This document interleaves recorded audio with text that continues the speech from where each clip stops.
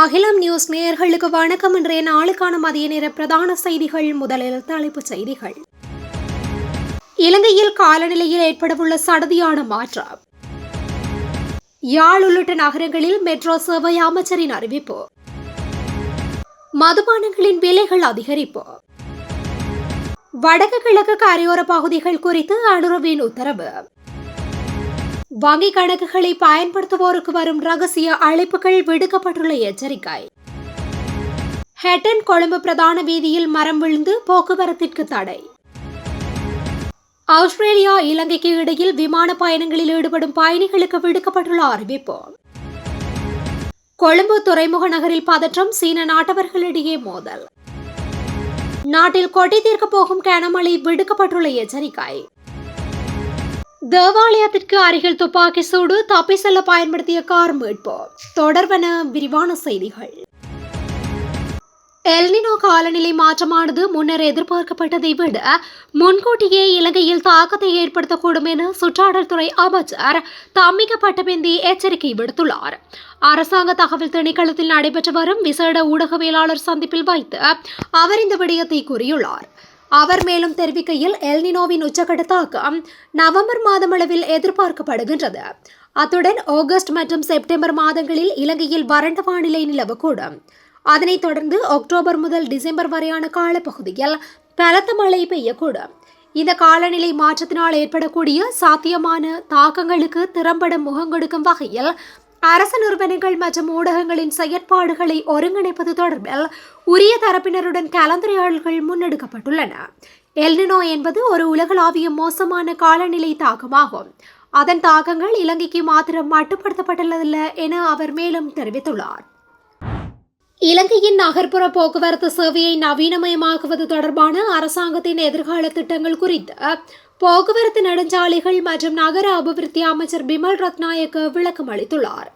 அந்த வகையில் அடுத்த ஆண்டு முதல் வடக்கு மாகாணத்தில் மெட்ரோ பேருந்து சேவைகளை அறிமுகப்படுத்துவதற்கு அரசாங்கம் நடவடிக்கை எடுத்துள்ளதாக அமைச்சர் பிமல் ரத்நாயக்க தெரிவித்துள்ளார். நாடாளுமன்றத்தில் புதன்கிழமை நடைபெற்ற அமர்வில் வாய்மூல விடைக்கான வினாக்கள் வேளையின் போது இலங்கை தமிழரசு கட்சியின் நாடாளுமன்ற உறுப்பினர் சத்தியலிங்கம் முன்வைத்த கேள்விகளுக்கு பதிலளிக்கையில் மேற்கண்டவாறு குறிப்பிட்டுள்ளார். மேலதிக கேள்வியை முன்வைத்த நாடாளுமன்ற உறுப்பினர் சத்தியலிங்கம், வடக்கு மாகாணத்தில் பெருந்தொகையான மக்கள் விசேட தேவையுடையோராக இருக்கின்றனர். மன்னார், வவுனியா மற்றும் முல்லைத்தீவு மாவட்டங்களிலிருந்து சக்கர நாற்காலிகளை பயன்படுத்தும் பெரும்பாலான நோயாளர்கள் யாழ்ப்பாணம் வைத்தியசாலைக்கு போகும் சூழல் நிலவுகின்றது. மன்னார், வவுனியா, முல்லைத்தீவு ஆகிய இடங்களிலிருந்து யாழ்ப்பாணத்திற்கு குறைந்தது ஒரு நாளைக்கு ஒரு மெட்ரோ பஸ் சேவையை உங்களால் ஒழுங்கு செய்ய முடியுமாக இருந்தால் அதன் மூலம் பெரும்பாலான நோயாளர்கள் பயனடைவார்கள். இதனால் அதனை செய்ய முடியுமா என்றார். இதற்கு எழுந்து பதிலளித்த போக்குவரத்து நெடுஞ்சாலைகள் மற்றும் நகர அபிவிருத்தி அமைச்சர் பிமல் ரத்நாயக்க, அடுத்த வருடத்தில் வடக்கு மாகாணத்தில் யாழ்ப்பாணம் உள்ளிட்ட பல்வேறு நகரங்களில் மெட்ரோ சேவைகளை அறிமுகப்படுத்த நாங்கள் எதிர்பார்த்துள்ளோம். வடக்கு மாகாணத்தில் பொது போக்குவரத்து சேவையை வினைத்திறனாக்க உரிய நடவடிக்கை எடுக்கப்படும் என்றார். எரிபொருள் விலை உயர்வுக்கு இணையாக நாட்டில் உள்ள சில மதுபான நிறுவனங்களும் மதுபானங்களின் விலைகளை உயர்த்தியுள்ளன. அதன்படி நாட்டில் அதிகம் விற்பனையாகும் மதுபானமான அதிவிசேஷம் 750 மில்லி லிட்டர் போத்தலின் விலை ரூபாவினாலும் அதன் அரை போத்தலின் விலை ரூபாய் 10 உயர்த்தப்பட்டுள்ளது. மேலும் ஒரு போத்தல் ஆல் டரக்கின் விலை ரூபாய் 50 உயர்த்தப்பட்டுள்ளது. இதேவேளை ஒரு போத்தல் விஸ்கி மற்றும் பிராண்டியின் விலை ரூபாய் 100 உயர்த்தப்பட்டுள்ளது. இருப்பினும் பியர் விலைகளில் எந்த மாற்றமும் செய்யப்படவில்லை என்றும் தெரிவிக்கப்பட்டுள்ளது.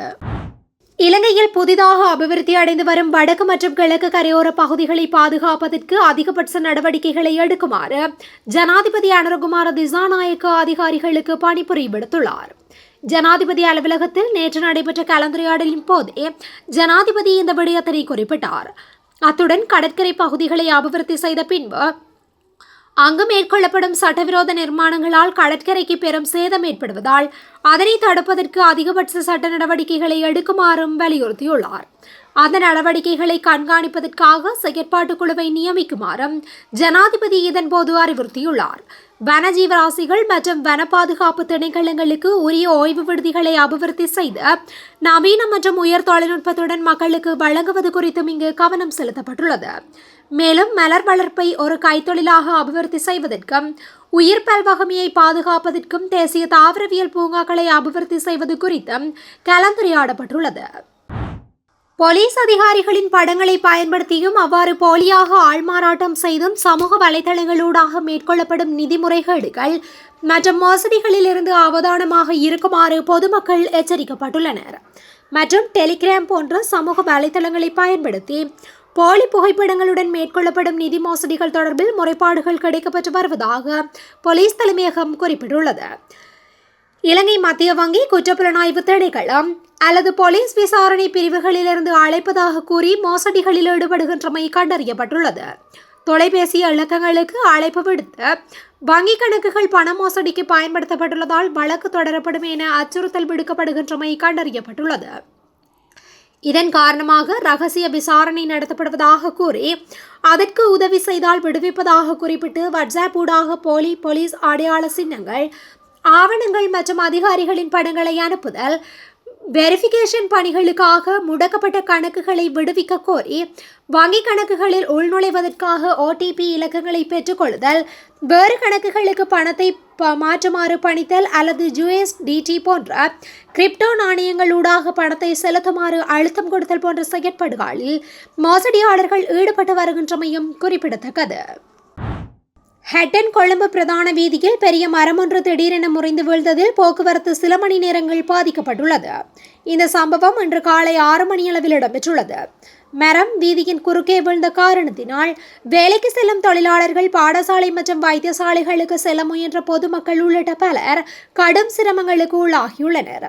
சம்பவம் தொடர்பில் தகவல் கிடைத்ததும் பிரதேச மக்கள், தோட்ட நிர்வாகத்தினர் மற்றும் போலீசார் இணைந்து உடனடியாக மீட்பு நடவடிக்கைகளை ஆரம்பித்துள்ளனர்.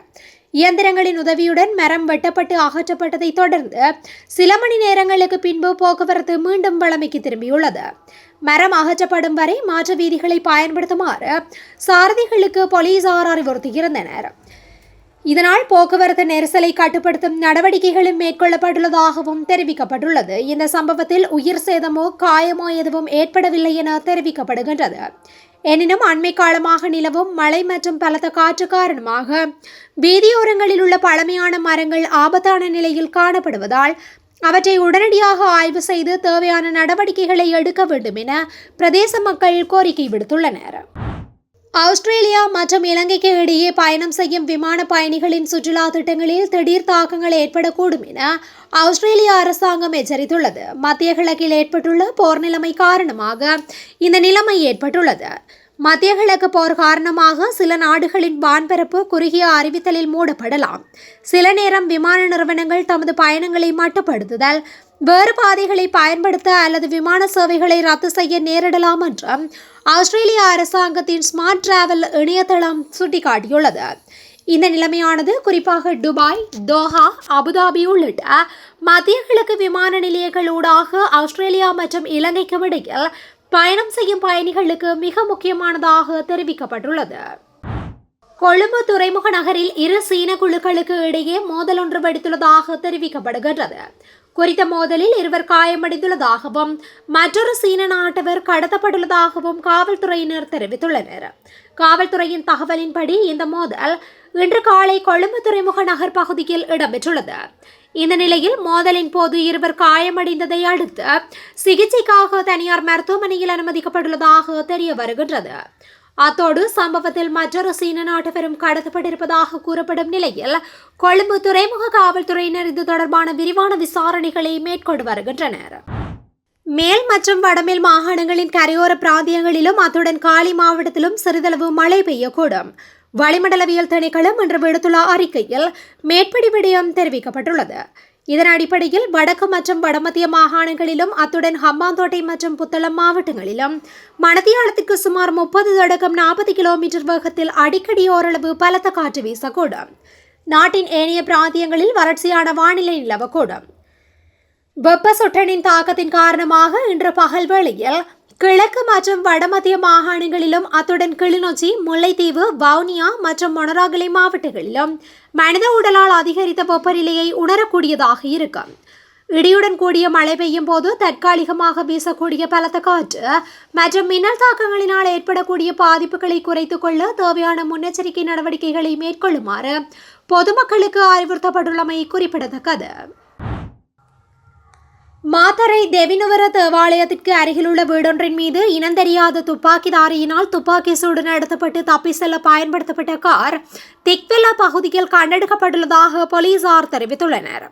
நேற்று புதன்கிழமை இரவில் புதிய பெலியத்த வீதியில் நிறுத்தப்பட்டிருந்த காரொன்றை சோதனையிட முயன்ற போது அதன் சாரதி காரை நிறுத்தாமல் வேகமாக செலுத்தி தப்பி செல்ல முயன்றுள்ளார். இதன்போது கட்டுப்பாட்டை இழந்த கார் வாய்க்கால் ஒன்றில் வீழ்ந்து வீதியை விட்டு விலகி நின்றுள்ளதுடன் அதிலிருந்து சாரதி அங்கிருந்து தப்பித்து சென்றுள்ளார்.